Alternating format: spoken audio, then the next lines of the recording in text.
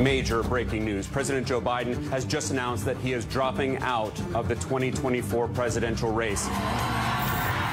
Kamala Harris, elle a l'ambition, elle a les capacités nécessaires pour être capable de réaliser l'impossible. Un homme a tiré sur le président à plusieurs reprises, Donald Trump touché à l'oreille droite. Donald Trump a réussi à faire tourner cette campagne électorale autour de ses propos, autour de ses outrances. She's too weak and she's too foolish. Do you think Donald Trump is a fascist? Yes, I do. We can't stand you. You're a shit vice president. Il n'acceptera pas la défaite. Ou bien il sera déclaré vainqueur, ou bien il contestera le résultat de l'élection.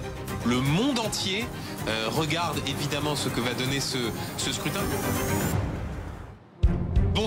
Bonsoir à tous et bienvenue dans cette émission spéciale en direct des États-Unis sur ce plateau ici à New York au cœur de Times Square, alors que demain 244 millions d'électeurs sont appelés à voter pour le scrutin présidentiel le plus imprévisible, le plus indécis de toute l'histoire de la démocratie américaine. Les deux candidats jettent leur toute dernière force dans la bataille. Donald Trump, à l'image de sa campagne, il n'aurait, je cite, pas dû quitter la Maison Blanche en 2020. Voilà ce qu'il a lâché hier en meeting. Quant à Kamala Harris, elle va sillonner la Pennsylvanie pour tenter de convaincre les derniers indécis, les toutes dernières images, les toutes dernières informations et ce dispositif exceptionnel que BFM TV vous propose auprès des candidats, bien sûr à Washington, où l'on craint la réélection de Donald Trump, dans les États clés, en Pennsylvanie, en Géorgie, en Arizona, là où tous les regards seront braqués demain pour le dépouillement. Et dans un instant, un invité exceptionnel, John Bolton, l'ancien conseiller à la sécurité nationale de Donald Trump, désormais l'un des procureurs les plus sévères de l'ancien président. Je voudrais qu'on commence cette émission en allant tout de suite sur le terrain, retrouver nos envoyés spéciaux qui suivent les candidats pour leur dernière journée de campagne. Dans l'état le plus décisif, c'est bien sûr la Pennsylvanie. Nicolas Coadou, vous êtes dans la ville d'Allentown où Kamala Harris va tenir son premier meeting de la journée dans quelques heures. C'est un ultime marathon qui s'engage pour elle. Oui, exactement, ultime marathon avec, vous le voyez, déjà des dizaines, des centaines même de personnes qui rentrent pour écouter Kamala Harris qui va s'exprimer dans maintenant un peu moins de 2 heures dans cette université d'Allentown. Beaucoup de monde extrêmement enthousiaste qui nous explique, à l'instar de ce qu'a dit Kamala Harris, que la candidate avait en ce moment le vent dans le dos et donc qu'ils étaient plutôt optimistes. Parmi ces militants, on va aller voir Ed. Ed, il est juste à côté, il nous attendait. Ed, how are you doing? Ed a 60 ans.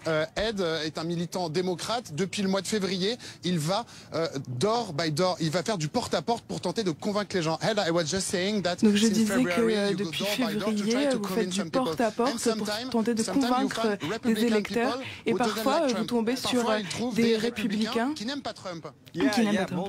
Oui, beaucoup de familles que nous avons rencontrées qui nous disent qu'ils n'ont jamais été des républicains qui soutiennent Trump. Mais les républicains font aussi partie des personnes que l'on doit convaincre. Il y avait un homme qui était un retraité, c'était un homme qui travaillait dans le bâtiment avec beaucoup de tatouages et je ne savais pas ce qu'il allait me dire. Et lui, il nous a dit, je suis avec vous, je suis avec les démocrates, je ne voterai jamais républicain tant qu'il y a Donald Trump. Et ces personnes vont soutenir Kamala. On a trouvé assez de républicains qui finalement vont soutenir Kamala. En fait, ils ont juste besoin d'un sens de la réalité, d'un sens de dignité, et ils ne veulent pas un président radical. Oui, elle va gagner. Voilà, merci beaucoup. C'est une stratégie majeure de Kamala Harris, tenter le plus possible de convaincre des républicains plus modérés qui détestent Donald Trump. Et ça pourrait finalement être ça, dans le Michigan et ailleurs, la clé de l'élection pour Kamala Harris. Nicolas Coadou en direct d'Allentown avec Philippine David. À une soixantaine de kilomètres de là, on va retrouver Igor Saïri à Reading, toujours en Pennsylvanie. Igor, vous suivez la campagne de Donald Trump pour BFM TV. Le candidat républicain espère regagner l'État qu'il avait fait perdre face à Joe Biden en 2020. C'était à 80 000 voix près. Absolument, un tout petit peu plus que 80 000 voix en 2020. Et là, je suis à Reading. Et dans le comté de Reading, en 2020, eh bien, c'est Donald Trump qui l'a emporté de seulement 17 000 voix. Le décor est planté. Cela va être extrêmement serré partout. Pour vous faciliter les choses, la Pennsylvanie, c'est donc l'État le plus important des swing states, des États clés. Et la Pennsylvanie, en gros, est divisée dans les grandes villes, plutôt démocrates, et au milieu de tout cela, très rurale, très conservatrice et donc très républicaine. Le meeting a commencé, Donald Trump va s'exprimer à 20h heure française. Là, il s'agit d'intervention d'élus, Hortense Gérard peut vous le montrer. Et ce qu'il y a d'intéressant, parce que c'est devenu un sujet, cette élection est très genrée et très divisée entre les hommes et les femmes. Mais Donald Trump a placé des femmes derrière son pupitre pour qu'on puisse les voir à l'écran quand il va s'exprimer avec des pancartes, les femmes avec Donald Trump. Les autres sujets importants, ici à Reading, c'est l'économie, sans aucun doute. L'économie est un sujet important et Donald Trump fait des promesses à longueur de ses meetings. Regardez, je vais prendre la pancarte d'Eliott. Eliott, c'est un jeune républicain de Pennsylvanie et qui adore le businessman qu'est Donald Trump. Et sur ces petites affiches, Dream big again, rêver grand, une nouvelle fois. Et il y a encore des affiches qu'on peut voir. Trump will fix it. Trump va tout régler. Et ce sont ces promesses-là qui fait de Donald Trump le succès de ses partisans en ce moment. On va l'écouter dans maintenant 1h30 et je suis persuadé qu'il va dire qu'il va arrêter l'inflation, qu'il va empêcher des clandestins immigrés de commettre des crimes et faire que les Américains puissent, je vous le disais, rêver de nouveau.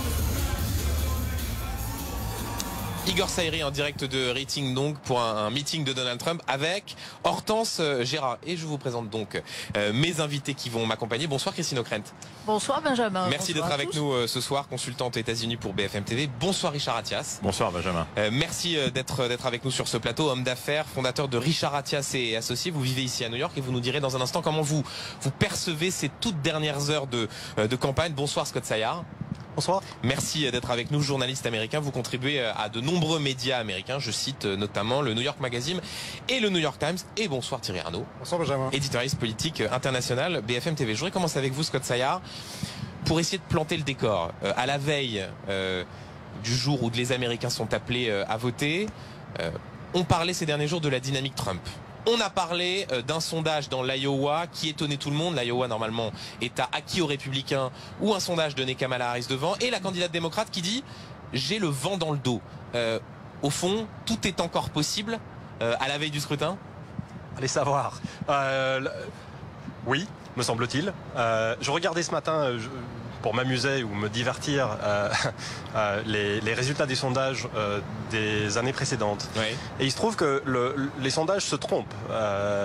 Vous en avez peut-être le souvenir, mais ils se trompent gravement. Il y a eu des écarts en 2016 par exemple, mais encore en 2020, de jusqu'à 9 points. C'est-à-dire, quand on regarde les sondages aujourd'hui, qui sont très serrés, plus ou moins égalité partout, on ne peut pas vraiment savoir ce qui va se passer. Il pourrait très bien basculer d'un côté comme de l'autre. Je pense qu'à ce stade, on n'a que... en anglais, depuis un certain temps, on commence à parler de vibes, c'est-à-dire l'ambiance, le ressenti. On n'a que le vibe pour nous dire ce qui va se passer. À titre personnel, j'ai le sentiment que le vibe aussi. Et alors là, en ce moment, à donc 19h heure française, la vibe, elle est plutôt de quel côté? Le vibe a très peur, disons. Non, le vibe est très indécis. Je pense que du côté de Harris, justement, on la voit sur les images avec ses équipes en train d'essayer de rassembler un maximum d'électeurs. Elle, son job aujourd'hui, c'est de faire sortir un maximum de personnes. Elle a une population beaucoup plus grande d'électeurs potentiels que Donald Trump. Donc je pense que si elle est efficace à cet égard, c'est possible. Pour Trump, justement, c'est de décourager les gens de sortir voter pour Harris. Richard Attias, sur cette fameuse vibe, je voudrais qu'on voit la une, sans doute de l'hebdomadaire le plus célèbre des États-Unis, la une du New Yorker, où on voit la statue de la liberté qui marche entre les gratte-ciel comme un funambule. C'est ça l'enjeu de l'élection de demain. C'est au fond c'est la démocratie américaine qui est en péril, qui se joue demain. Oui, je pense que vous mettez exactement l'accent là où il faut, c'est-à-dire que c'est une campagne. D'abord, ce sont des campagnes qui ont été d'une médiocrité absolue.